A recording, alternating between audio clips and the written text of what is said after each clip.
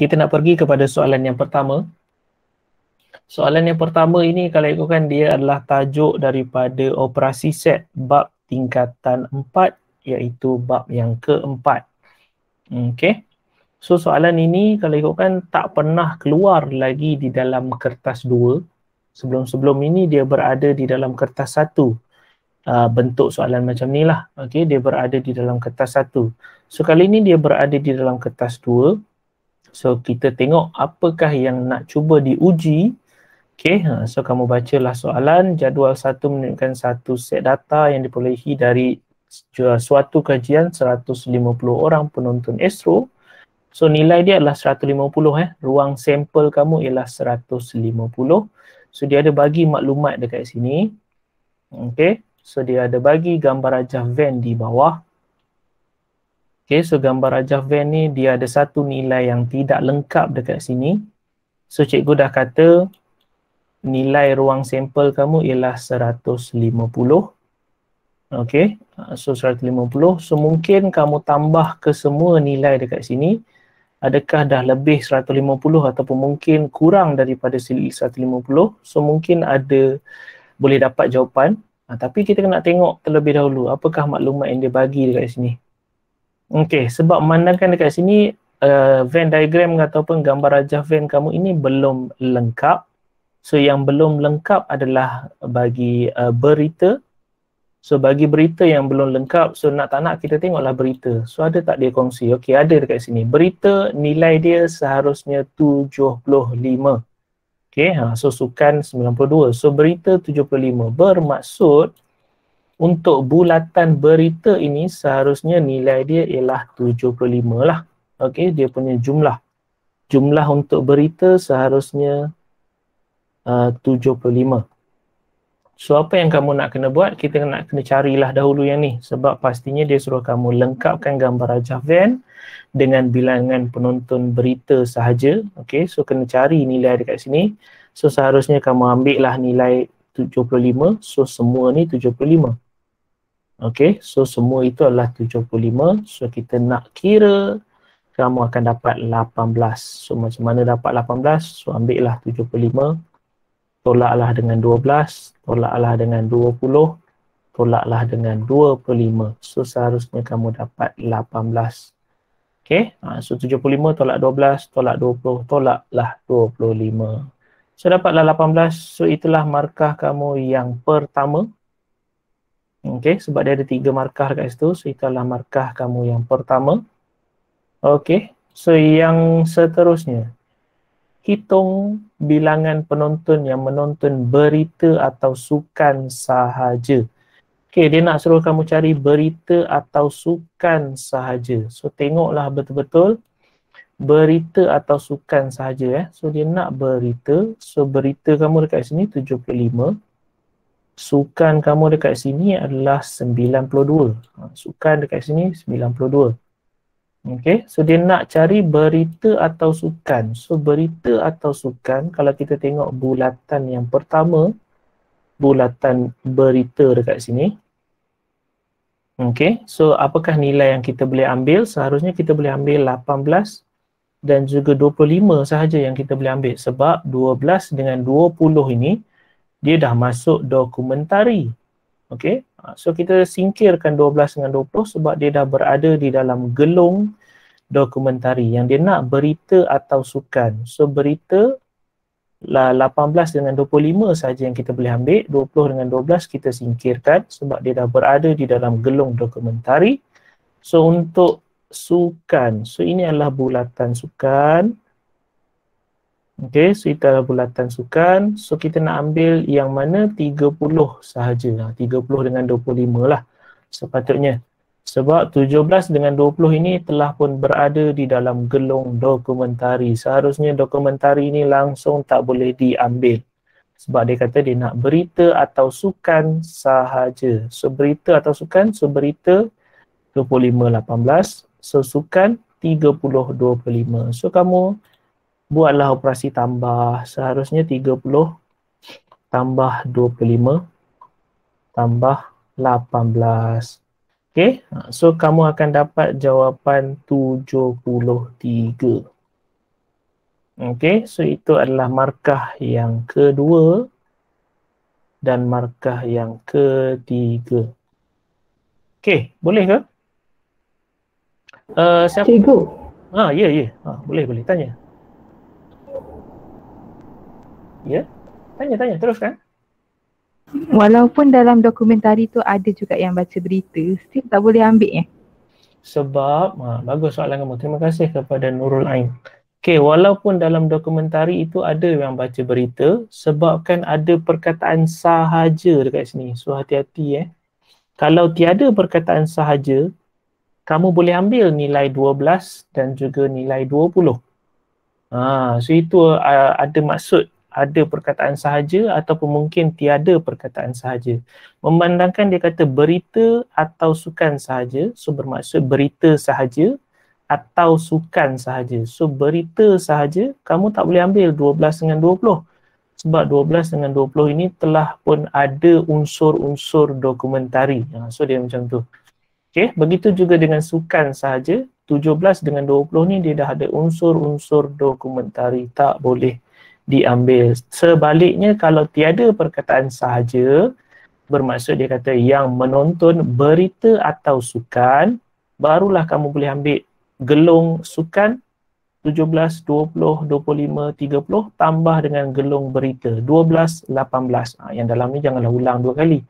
So, barulah kamu boleh ambil bulatan biru campur bulatan hijau. Okay, so cikgu harap clear. Sebab mula-mula cikgu buat jawapan dia lain. 100 lebih something lah, cikgu pun tak ingat dah. 150 tolak 28 kot cikgu buat. So, dapat jawapan lain. Tapi bila cikgu perhatikan ada perkataan sahaja, so hati-hati. Perkataan sahaja ni adalah trik soalan. Okay, cikgu harap clear. So ada perkataan sahaja, dia tak boleh ada unsur-unsur yang lain. Okay, so dia trik soalan dekat situ. Kalau tidak, memang salah. Okay, selesai. Cikgu harap menjawab soalan dekat situ. Kita nak tengok soalan yang kedua. Okay, soalan kedua ini adalah berkenaan dengan bentuk pepejal. Sebelum ini dia adalah bentuk pepejal. Di dalam silibus yang lama dia di bawah tajuk bentuk pepejal, so kali ini dia di bawah tajuk bentuk geometri. So bentuk geometri dia adalah bab yang ke-6 tingkatan 2. Okey, bab yang ke-6 tingkatan 2. Soalan dia tak susah. Sebelum-sebelum ni pun soalan ni tak susah juga. Dan cikgu boleh katalah sepanjang cikgu terlibat dengan matematik, kita dah tengok soalan daripada sejak 2010, okay, yang biasa keluar untuk soalan bentuk pepejal ataupun bentuk geometri ini adalah prisma. Okay, dia adalah berkenaan dengan prisma. So kamu tengok dekat sini ada prisma dekat bawah, atasnya ada kon. Yang familiar ataupun yang popular adalah berkenaan dengan prisma dan juga silinder. Tapi yang paling familiar adalah prisma lah. Kenapa cikgu kata prisma yang paling familiar? Sebab rumus prisma, rumus isi padu prisma tidak dibekalkan kepada kamu. Kamu kena mahir menggunakan luas trapezium untuk mendapatkan isi padu prisma. Sebab itulah dia agak popular ditanya.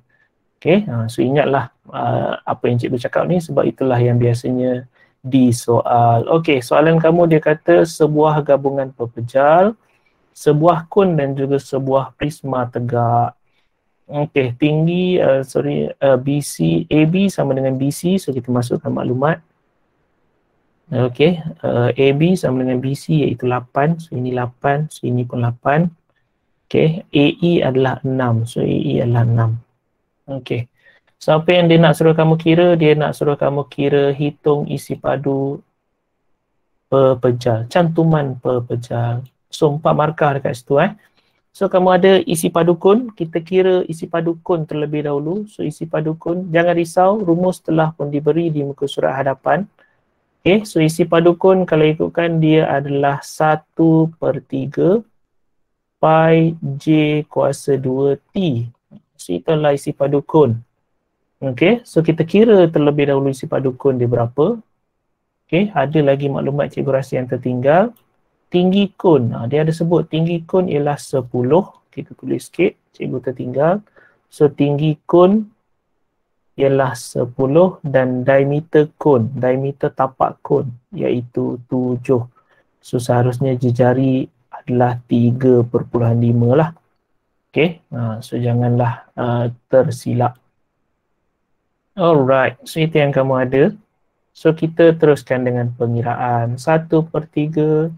So pi kamu ada kalanya dia bagi 3.182 So tengoklah rumus, tengoklah nilai pi yang telah diberi. So kali ini dia bagi 22/7.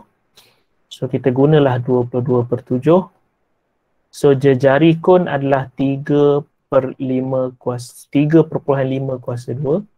So tinggi kon adalah 10. So ini. Okay, 10 dan juga 3/5. So kamu kira benda ni gedebak-gedebuk dapatlah nilai iaitu 385/3 seharusnya. Okay, 385/3. Cikgu lebih suka guna pecahan tidak wajar daripada pecahan wajar sebab senang kita nak tengok nombor tak terlalu banyak.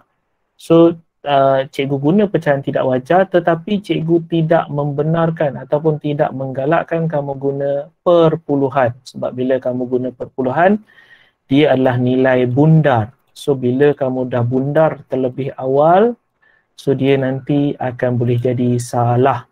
Okay, so ini yang kamu ada. So perpuluhan 128.33.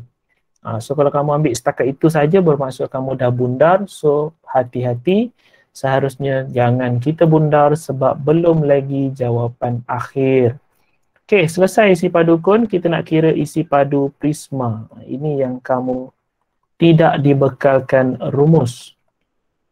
Okey, isi padu prisma dia datang daripada luas trapezium. Ingatlah bahawa dia datang daripada luas trapezium. Okey, so luas trapezium darab dengan lebar dia. Okey. So isi padu prisma tidak dibekalkan ataupun dekat sini, dekat muka surat depan dia bekalkan sebagai luas keratan rentas. So luas keratan rentas tu sebenarnya luas trapezium lah. Kalaulah kamu punya prisma kamu, permukaan dia adalah trapezium. Biasanya prisma memang bentuk trapezium. So dekat sini luas trapezium, so rumus untuk luas trapezium adalah 1/2 darab dengan A tambah B iaitu hasil tambah 2 paksi selari darab dengan tapak. So barulah kamu darabkan dengan lebar. Okay, so dia macam tu. So rumus ini yang mahal, tidak diberi kepada kamu tetapi kerap ditanya berkenaan dengan isi padu prisma. So dekat sini kamu tengok luas trapezium kita nak kena kira 1/2, memang 1/2 lah dia. Okay, so darab A tambah B. A ini dan juga B ini adalah dua paksi yang selari. So kalau kamu tengok pada trapezium kamu ada dua paksi yang selari. Dekat sini satu, so dekat atas ni satu. Okay, dua paksi yang selari. So seharusnya nilai kamu adalah 8 tambah dengan 13. Okay, so dia macam tu. So darab dengan tinggi ataupun tapak. Ada orang disebut sebagai tinggi, ada orang disebut sebagai tapak. So dalam kes ini, keadaan trapezium kamu adalah tinggi. So iaitu nilai dia 6. Okay, kemudian kita darabkan dengan lebar. So lebar untuk trapezium ini, okay, so trapezium baru permukaan depan. So kalau kamu tengok dekat sini, dia ada kelebaran, ketebalan dia ke belakang. Yang ini ataupun yang atas ini. So itulah dia punya ketebalan prisma ataupun ketebalan trapezium kamu, iaitu nilai dia 8. Okay, yang ni yang mahal, biasanya orang tertinggal untuk buat. Okay, so kalau ikutkan kamu kira dapatlah jawapan seharusnya 504. Okay, so 504 untuk prisma. Untuk kon 385/3. So barulah kamu boleh buat operasi tambah. Okay, sebab dia kata dia nak cantuman. Okay, so barulah kamu boleh buat operasi tambah. So kamu buatlah operasi tambah. dapatlah jawapan 1897 per 3 ataupun 632.3. Tak nampak pula. Okey. 33 cm kuasa 3. Okey. So itulah dia. So jawapan akhir boleh kamu nak guna perpuluhan, tak ada masalah. So diperuntukkan kepada kamu berapa markah? So 4 markah. So kita nak tengok di manakah markah-markahnya.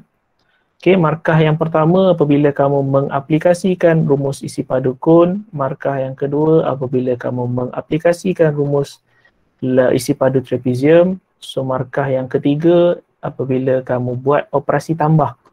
Okey, so operasi tambah cikgu tak tulis kat sini. So operasi tambah ada 1 markah dan jawapan akhir ada 1 markah. Okey, so lengkap 4 markah dekat situ. So kena buat, jangan ikut macam cikgu. Okey, seharusnya kamu buatlah operasi tambah. Tulislah sedikit 385 per 3 tambah dengan 504. Okey, supaya nampak operasi tambah, supaya boleh diberi markah. Kalau tidak nanti dia boleh jadi mungkin hilang markah. Okey, so itulah jawapan untuk soalan nombor 2. Ada apa-apa nak tanya? Oh, kita dah sejam bersiaran Google Meet. Okay, kita pergilah setakat mana yang sempat. Kalau tak sempat nanti mungkin boleh sambung ataupun mungkin kita akan buat soalan yang lain. Okey, cikgu banyak koleksi soalan. Tinggal kamu je nak buat atau tidak, itu sahaja. Okey, soalan yang ketiga. Sekali imbas dia adalah berkenaan dengan cukai pendapatan. Okey, sebab ada nampak pelepasan cukai, ada nampak perkataan pendapatan tahunan. So ini adalah cukai pendapatan. So cukai pendapatan adalah bab yang baru di bawah tajuk cukai, bab yang keempat, tingkatan 5. So apa yang kamu kena tahu berkenaan dengan cukai ini, cara untuk mengira dia lah. Okey. Sebab kalau ikutkan soalan berkenaan dengan cukai ni tak ada apa yang nak dicari. Kalau cukai pendapatan, dia suruh kamu kira cukai pendapatan yang perlu dibayar lah. Okey. So apa yang kamu kena ada dekat sini, step yang pertama, okey, soalan kamu baca. Okey, step yang pertama apabila mendapat soalan cukai pendapatan, kita nak tahu yang pertama pendapatan tahunan. Okey, kemudian kita nak tahu berapakah pelepasan. Sebab yang pertama seharusnya dia akan ada pendapatan tahunan, pengiraan dia. Yang kedua seharusnya dia akan ada pelepasan cukai. So seharusnya kamu akan ada pelepasan. Okey, ataupun mungkin kamu ada derma dahulu, mana-mana tak kisah. Okey, sebab dekat sini kamu ada perkataan derma. Beliau telah mendermakan RM500. Okey, so dekat sini mungkin kamu boleh kata yang ketiga. Okey, iaitu rebate cukai ataupun mungkin kita sebut sebagai pengecualian cukai. Okey, so kamu ada yang pertama, kamu ada yang kedua pelepasan, kamu ada yang ketiga iaitu derma. Kemudian yang keempat, kamu kena kira pendapatan bercukai. Okey, table dia biasanya dia akan bagi kepada kamu, so kena tahu nak guna. Okey, so yang kelima nanti barulah kita dapat jawapan cukai pendapatan yang perlu dibayar. Okey, so mungkin ada rebate, mungkin tak ada rebate, kita tengok bergantung kepada soalan. Okey, soalan kamu yang pertama kita akan tulis pendapatan tahunan dia 42,855. Okey, so ini yang pertama, nilai yang telah pun diberi. Kemudian kamu kena tolak, yang pertama sekali kena tolak dengan pelepasan. Okey, pelepasan cukai. Nampak gayanya kehadiran, link kehadiran telah pun dikongsi. Okey, so bolehlah kamu isi. Okey, so pelepasan cukai, so kalau ikutkan kamu boleh kira. Okey, so pelepasan cukai kamu kira dekat sini nilai dia 9,000 tambah dengan 2,300 tambah dengan 1,500. Okey, so kamu dapatlah 12,800. So itulah nilai dia, 12,800. So itu adalah nilai pelepasan cukai yang telah pun dibekalkan ataupun yang telah diberi kepada kamu. So pelepasan dia adalah 12,800. Kemudian kita akan tolak lagi sekiranya dia ada derma, okey, yang kita panggil sebagai pengecualian cukai. So derma dekat sini ada, iaitu RM500. Dia dah mendermakan sebanyak RM500. Okey. So ini yang kamu ada. Okey. Sebelum kita terus kepada pengiraan yang keempat, kita kena tolak terlebih dahulu kesemuanya ini. Nilai pendapatan tahunan, tolak pelepasan cukai, tolak dengan pengecualian cukai. So dapatlah nilai 29,555. Okey, so ini yang kamu dapat. So itulah dia punya pendapatan bercukai kalau ikutkan. Okey, so ini adalah pendapatan, maaflah kalau tulisan dah semakin buruk. Okey, pendapatan bercukai. So untuk mendapatkan pengiraan nombor 4, kamu kena tengok daripada pendapatan bercukai. So kamu kena guna jadual pendapatan bercukai lah. So kalau kamu tengok dekat sini, nilai kamu 29,555. So di manakah banjaran yang sepatutnya? So 29,000. So seharusnya dia berada di sini. Okey, dia berada di dalam banjaran pendapatan bercukai 20,000 sehingga 35,000. Nampaknya gelap sungguh kat luar tu. Okey, so seharusnya dia berada di sini Okey, yang mana dekat sini? Cikgu ringkaskan 29,555. Dia terbahagi kepada 2. Okey, dia terbahagi kepada 2 sebab dia ada 20,000 yang pertama iaitu RM150. Okey, so 20,000 yang pertama iaitu RM150. So dia ada baki yang berikutnya iaitu 29,555.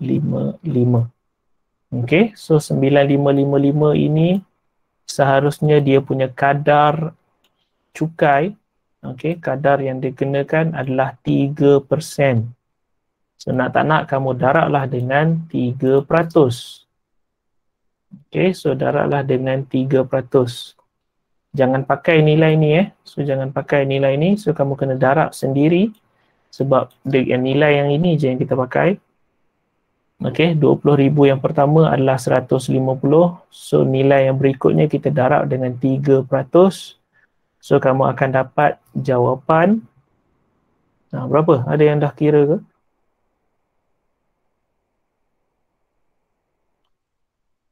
Okey. So kamu akan dapat jawapan ni. Okey, so ini RM. So ini RM. Okey. So kamu dapatlah nilai dekat sini dengan nilai dekat sini. So kita akan tambah. Okey, so kamu tambahlah kedua-duanya. Okey, so kita akan tambah. So dia akan dapat jawapan 436.65.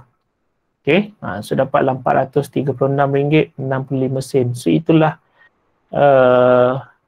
yang mungkin akan dikenakan cukai ataupun cukai pendapatan yang perlu dibayar. Tetapi kamu kena ingat dekat sini dia dah bagi clue dekat sini awal-awal. Dia kata dengan mengambil kira rebate cukai sekiranya layak. So ada rebate cukai dekat sini. Okey, rebate cukai hanya ada 2 sahaja. Yang pertama adalah berkenaan dengan zakat. Kalau dia ada keluarkan zakat, so itu dikira sebagai rebate cukai. So tak ada statement dalam ni dia mengeluarkan zakat. So yang kedua, rebate cukai adalah sekiranya dia pendapatan bercukai kurang daripada 35,000. Sekiranya pendapatan bercukai kurang daripada 35,000 ringgit, dia layak mendapat rebate cukai sebanyak RM400. So kurang daripada 35,000, so dia akan layak. Okey, so layak dapat rebate 400. Okey, so macam mana cikgu tahu? Sebab telah dibekalkan dalam buku teks kamu. So sekiranya pendapatan bercukai kamu kurang daripada 35,000, kamu layak untuk dapat rebate sebanyak RM400. So nak tak nak kiranya dia layaklah dapat sebab dia pendapatan bercukai kurang daripada RM35,000. So ini yang asalnya dia dapat, yang dia sepatutnya kena bayar iaitu RM436. So kita kena tolaklah lagi dengan 400. Okay, so 436.65. So tolaklah dengan 400. So dapatlah jawapan akhir iaitu RM36.65. Okay, so itulah nilai yang sepatutnya Asilah. Okay, cukai pendapatan yang perlu dibayar oleh Asilah. So inilah nilai dia, RM36.65. Nice. Ada 4 markah dekat sini. Cikgu dengar azan.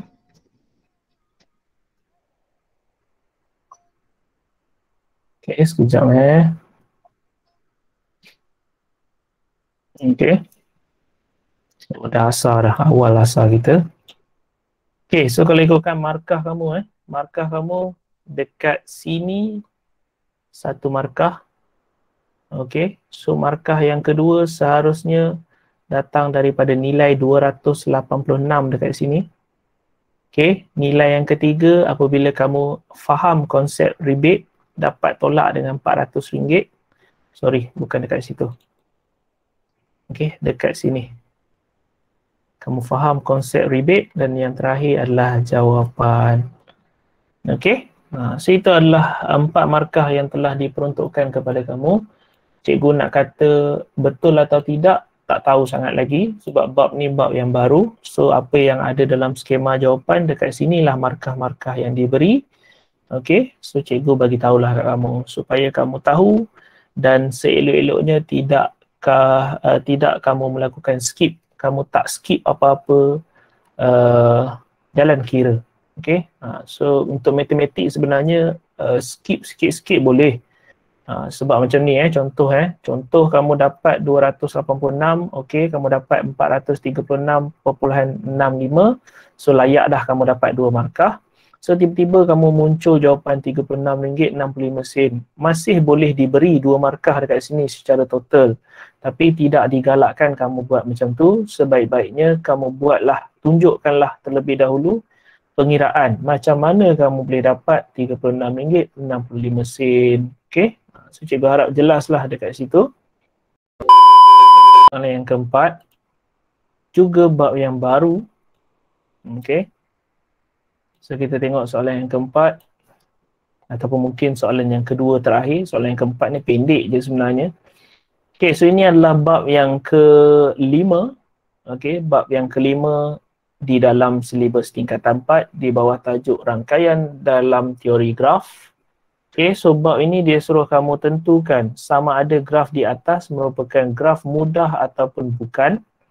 So kamu nak kena tahu graf mudah untuk soalan untuk bab ni ada satu graf mudah, ada satu graf berbilang tepi dan bucu. Berbilang tepi dan gelung. Okay, so kalau kamu tengok dekat sini, ini adalah bukan graf mudah. Sebab dia suruh kamu tentukan sama ada graf di atas merupakan graf mudah atau bukan. Seharusnya ini bukanlah graf mudah kerana graf mudah dia tiada gelung ataupun dia tidak ada berbilang tepi. So seharusnya ini bukan graf mudah lah. Okay, so ini adalah bukan graf mudah. So sebab dia suruh kamu beri justifikasi so dia suruh bagi sebab kenapa kamu kata dia bukan graf mudah. So bukan graf mudah kerana kerana memiliki berbilang tepi. Okay, so macam tu.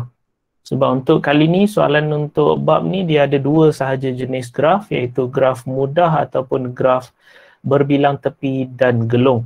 So kalau kamu tengok dekat sini dia ada berbilang tepi sebab dia ada 2 bucu yang dihubungkan oleh 2 tepi yang sama. So tak boleh. Ada 2 bucu yang dihubungkan oleh 2 tepi yang sama, so tidak boleh dikenali sebagai graf mudah. So ini adalah graf berbilang tepi dan gelung. Okay. So selesai untuk soalan yang pertama. So yang kedua dia suruh kamu lukis subgraph.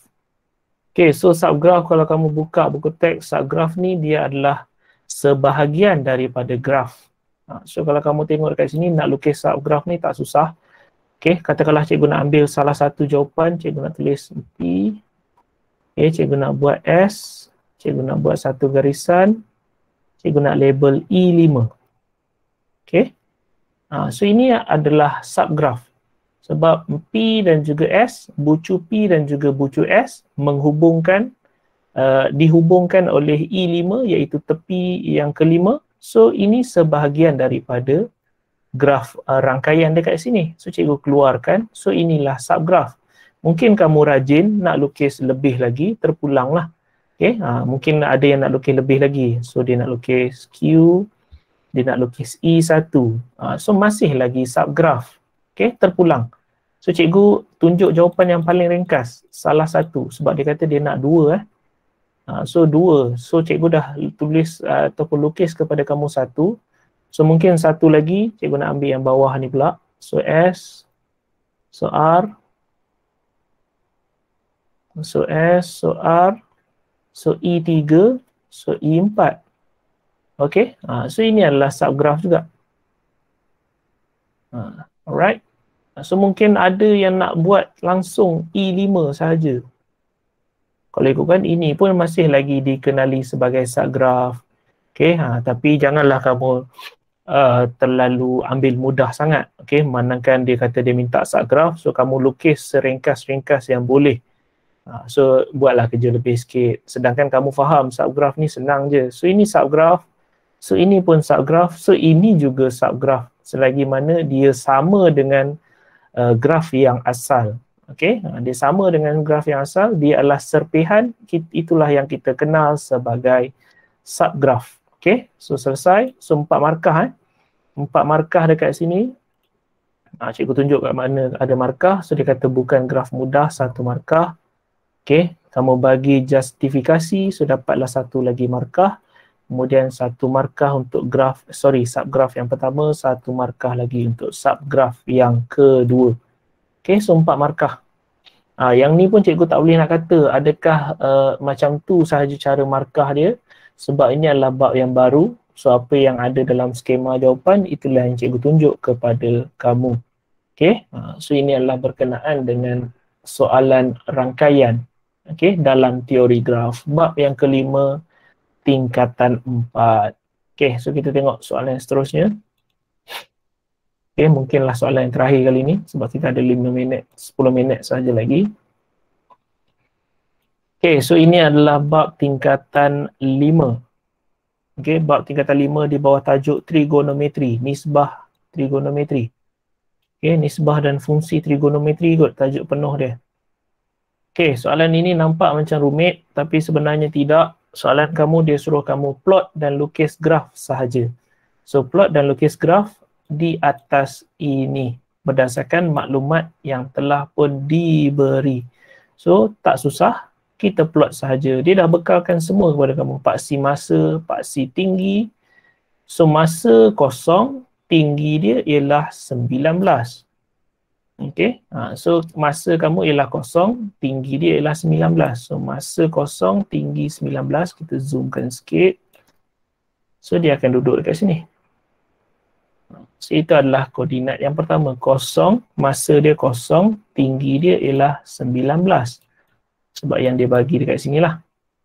Okay, yang kedua dia bagi masa 5, tinggi dia ialah 30. Okay, so masa kamu 5, tinggi dia 30. So dekat atas ni. Alright. Dan yang seterusnya dia bagi masa 10, tinggi dia 19. So masa yang ke-10 tinggi 19.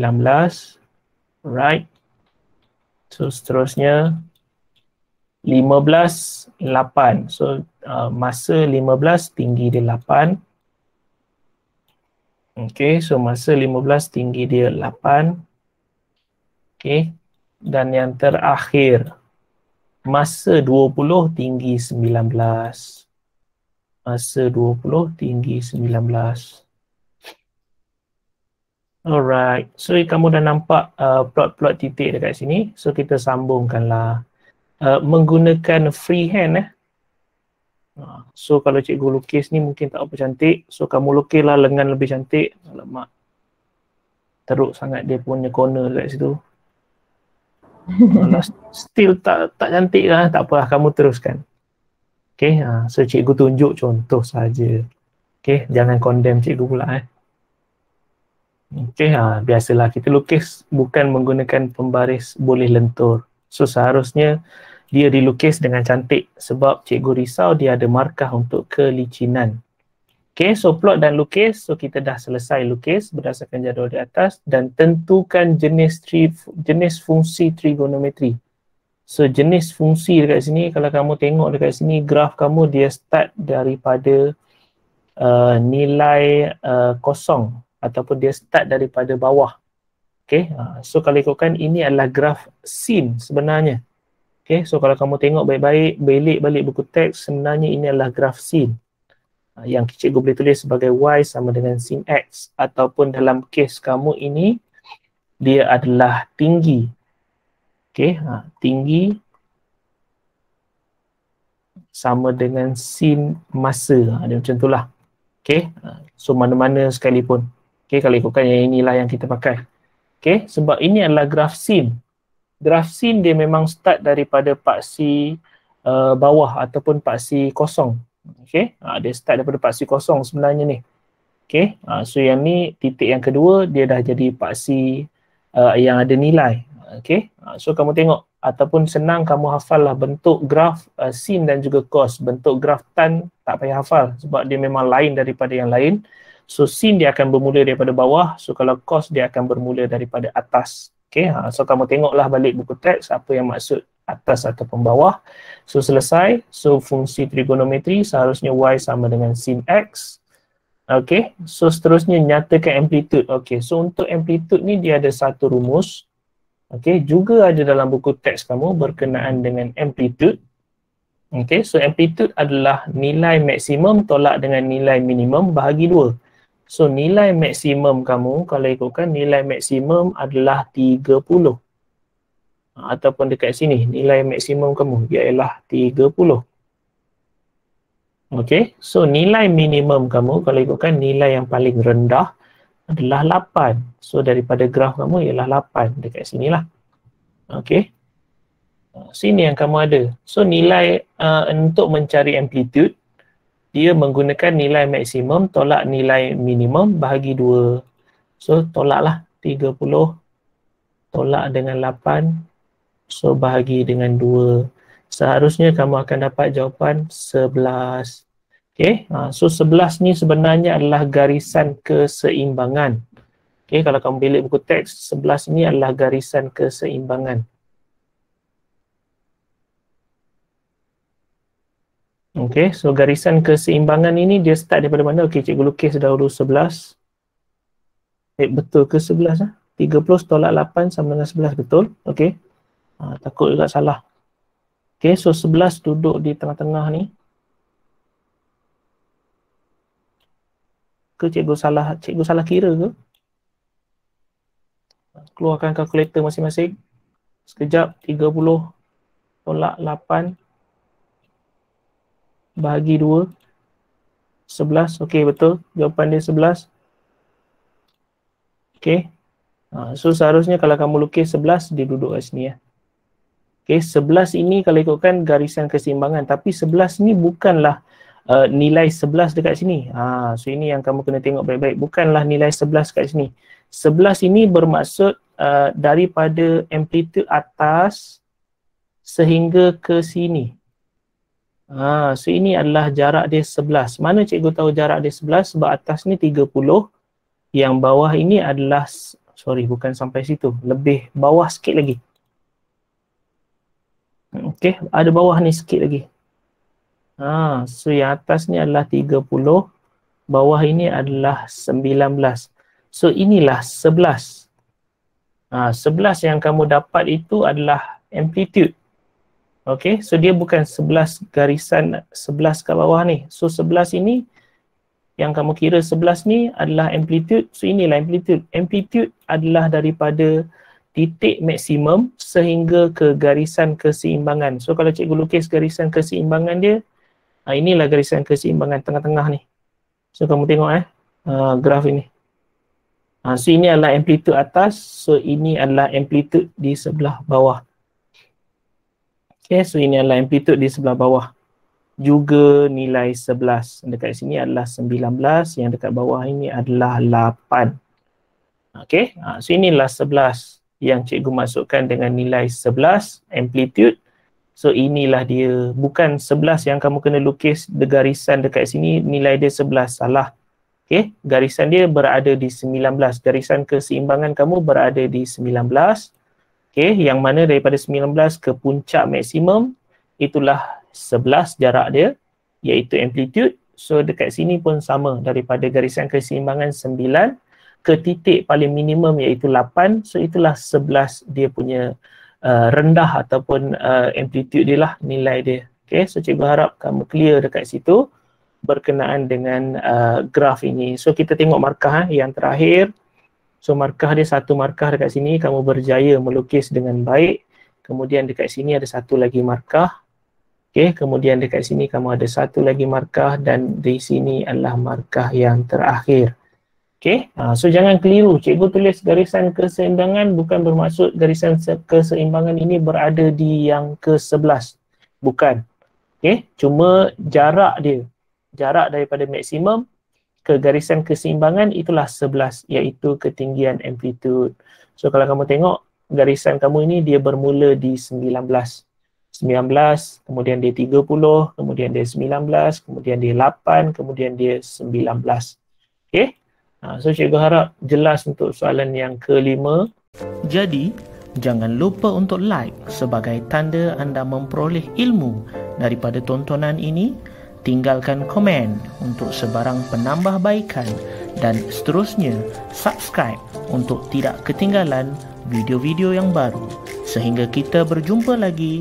Assalamualaikum warahmatullahi wabarakatuh.